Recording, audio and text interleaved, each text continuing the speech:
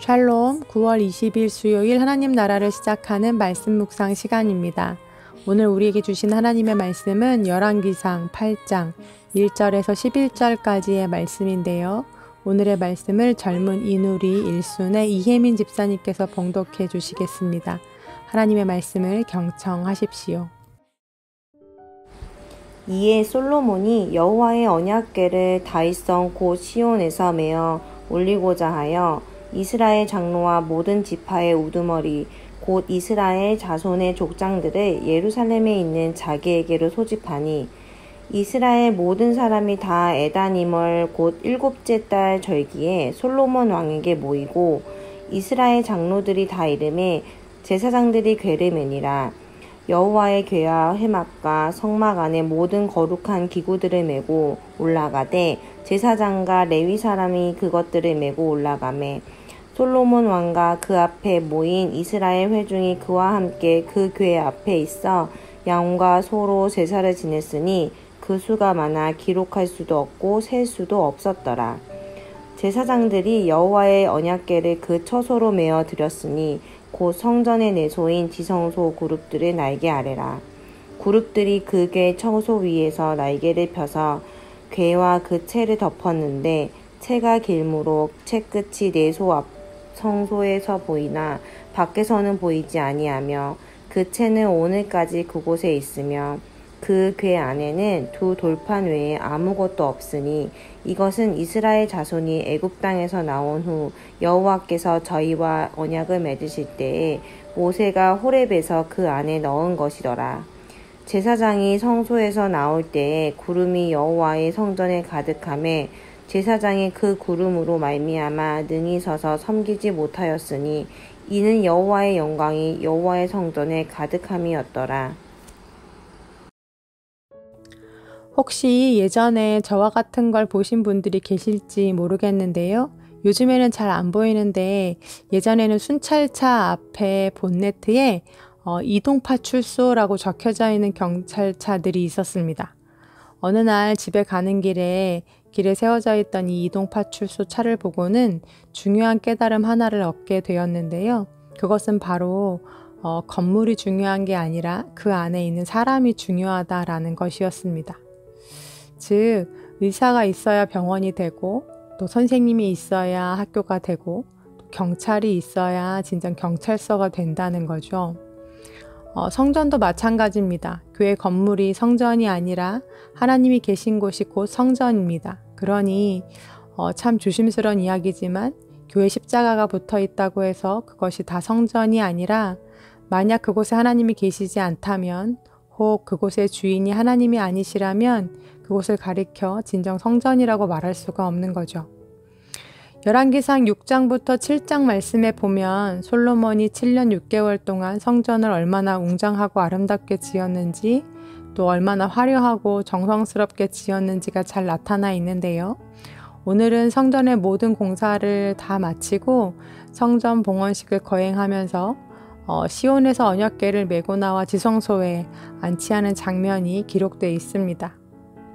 그런데 이러한 성대한 행사가 치러지는 오늘의 본문에서 제 눈에 들어온 한 구절이 있었습니다. 바로 9절 말씀인데요. 제가 다시 읽어드리겠습니다. 그 궤 안에는 두 돌판 외에 아무것도 없으니 이것은 이스라엘 자손이 애굽 땅에서 나온 후 여호와께서 저희와 언약을 맺으실 때에 모세가 호렙에서 그 안에 넣은 것이더라. 아멘. 네, 특히 9절 말씀 중에 그 궤 안에는 두 돌판 외에 아무것도 없으니 라는 이 부분이 제 눈에 꽂혔는데요. 솔로몬의 크고 화려한 성전은 바로 이 초라한 두 개의 돌판을 놓기 위함이었구나 라는 생각이 들었습니다. 왠지 꼭 과대 포장지 같은 느낌이라고 할까요? 그런데 잘 생각해보면 출애굽 이후 호렙산에서부터 지금에 이르기까지 언약궤 속에 들어있던 이 돌판은 그냥 돌판이 아니었습니다. 이스라엘의 긴 오랜 역사와 함께 했었고 또 그들을 향한 하나님의 신실하신 사랑과 은혜 또 그 하나님을 향한 이스라엘의 신앙의 고백이 담겨 있는 그런 언약의 돌판이었으니까요. 처음 모세가 시내산에서 하나님의 언약이 새겨진 2개의 돌판을 받아 가지고 내려올 때 이스라엘 백성들은 금송아지 우상을 만들어 섬기면서 하나님의 진노를 샀습니다. 하나님에 의해 인도함을 받고 또 온전히 하나님을 의지하면서 통과해야 할 이 광야에서 그들은 하나님을 자기들 발 아래 두고 자기들 마음대로 움직이려고 했던 거죠. 그들의 중심에 이러한 교만과 또 욕망이 있다는 걸 보게 된 모세는 하나님의 율법을 받을 준비도 되어 있지 않고 또 그럴 자격도 없던 이스라엘 백성들에게 화가 나서 시내산에서 가져온 돌판을 깨트려 버리는데요. 그럼에도 불구하고 하나님은 다시금 이들을 품으시고 그들에게 2번째 돌판을 선물해 주시죠. 그것이 바로 지금 이 언약궤 속에 들어있는 그 돌판입니다. 이때 이 한 사건으로 이스라엘의 범죄는 멈추지 않습니다. 하나님과 이스라엘 백성이 같이 언약을 맺었건만 그 언약을 신실히 지켜온 것은 오직 하나님이셨고 이스라엘은 계속해서 광야에서도 그랬고 가나안에 들어와서도 그랬고 사사시대에도 왕정시대에도 하나님께 대하여 신실하지 못했습니다. 끊임없이 하나님의 권위에 도전했고 불순종했고 불평하며 탐욕과 우상숭배의 죄를 끊어내지 못했습니다. 하나님의 임재를 상징하는 언약궤 역시도 하나님의 뜻은 물으려 하지도 않은 채 언약궤를 꼭 자기들이 가진 병기인 것 마냥 전쟁에 들고 나갔다가 블레셋에 의해 빼앗기기도 했었고 또 분명 하나님께서 말씀하셨는데도 경솔하게 다루다가 수많은 사람들이 목숨을 잃기도 했었죠. 이러한 모든 이야기들이 담겨 있는 것이 바로 이 2 돌판이었습니다. 그래서 이 언약궤 속에는 신실하지 못한 이스라엘의 범죄와 함께 또 그들에 대하여 신실하신 하나님의 은혜가 함께 담겨 있습니다. 그러고 보니 처음 이 돌판을 언약궤 속에 넣으라 하셨을 때 하나님께서 하신 말씀을 찾아보니까 그 속에서 이스라엘의 이러한 성정과 연약함을 미리 아셨음에도 불구하고 이스라엘을 끝까지 사랑하고 용서하고 참기로 작정하신 하나님의 의지가 담겨 있었다는 걸 발견하게 됐는데요.